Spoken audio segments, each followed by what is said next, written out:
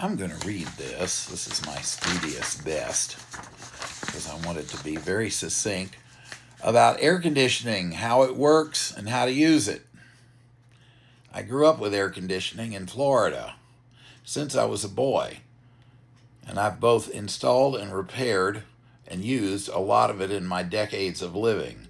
Most people in California and other parts of the country are not accustomed to or do not have very much experience with air conditioning, so let me lay out a few thoughts about how it works and how to use it most efficiently. It is basically like a big refrigerator. All refrigeration devices remove heat. They do not add cold. They remove heat.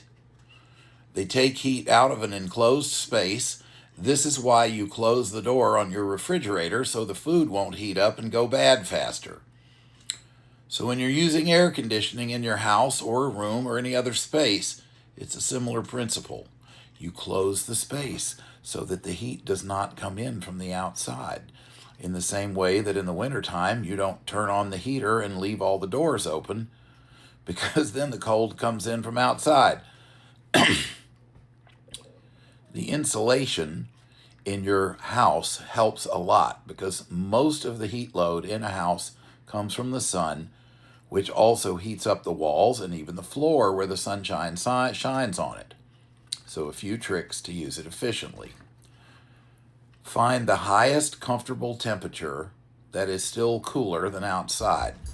That's why they recommend setting it to 78 for maximum efficiency and then close up the house and just let it run day and night.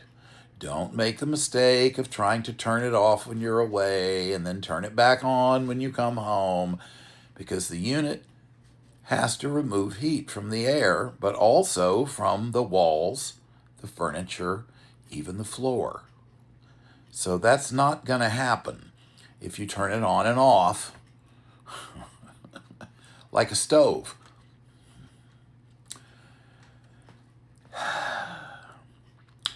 And if you do that, it's just going to have to work twice as hard to take all the heat out that accumulated during the day when you had turned it off. What you could do is turn the unit up to maybe 80 or 82 so it doesn't run as much, and then when you return home, turn it down to something more comfortable. I usually set mine at 74 unless it's really hot outside, and then I will set it at 72. But these current very hot days, where it goes up above 85 or 90 or 95, it's best to just leave it on. Maybe turning the temperature up when you're away and then lowering it when you come back home, but don't turn it on and off. You're just wasting time and wasting energy, and most important, wasting the comfort that goes along with having air conditioning in the first place.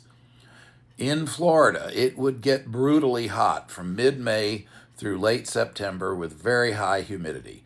We literally turned on our air conditioners in mid-May and they stayed on 24/7 until September.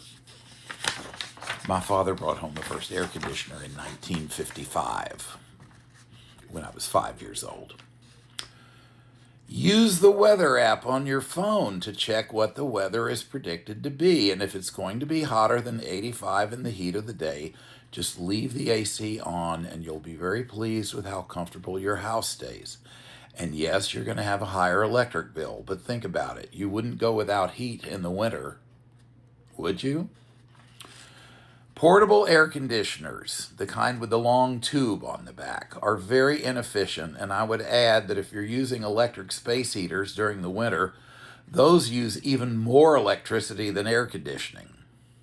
In fact, a portable space heater will use more electricity than a full-sized heat pump that can heat a good portion of your house and also cool in the summertime. That little electric space heater can pull 1,200 watts.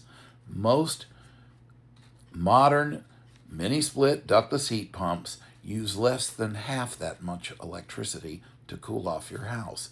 Even a well-designed inverter-based window unit air conditioner, a little high-end, will do it. But guess what? Even the little cheap window unit air conditioners only use about 300 watts when they're running. So, I have used window unit air conditioners in my apartments. I even had window unit air conditioners in my home in West Hollywood on Vista Street. It's what I grew up with at home. So a very cost-effective way to cool your house is get some window units, usually a 5 or 6,000 BTU for each bedroom, and maybe a 12,000 BTU for the common living space, depending on how big it is. Okay?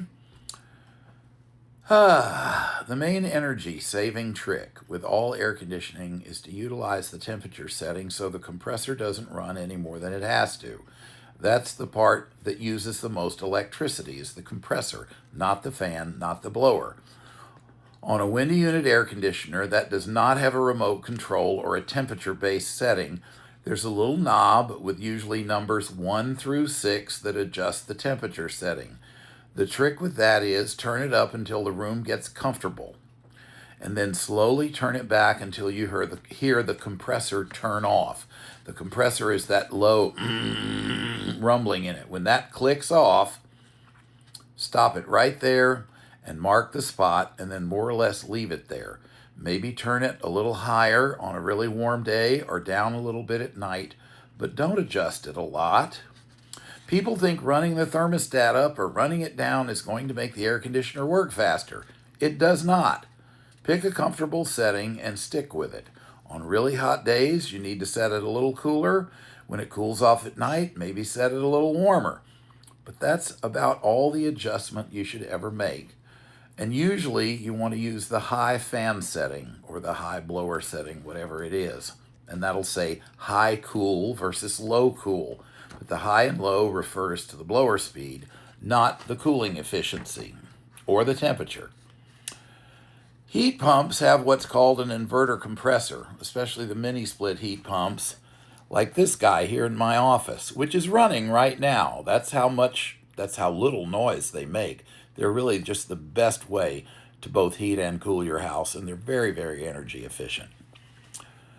It uses 40% less electricity than a conventional central air conditioner. There are more expensive window units that also have an inverter compressor, and sometimes they will also both heat and cool as well. They're an excellent choice if you don't own a home, or if you have a space that's beyond your existing air conditioning that you want to heat and cool, like an additional room. The new summer weather pattern, these heat waves and massive El Niños, are not going away for all kinds of reasons that have been well documented by scientists and completely ignored because the fossil fuel industry is still making money, even though they're killing the planet doing it. They don't care. So you got to use your brain and figure out what you're going to do. But these heat waves aren't going away. And of course, Europe is heating up faster than anywhere. But just get used to the idea of air conditioning. Figure out the best way to use it, and I hope this helps.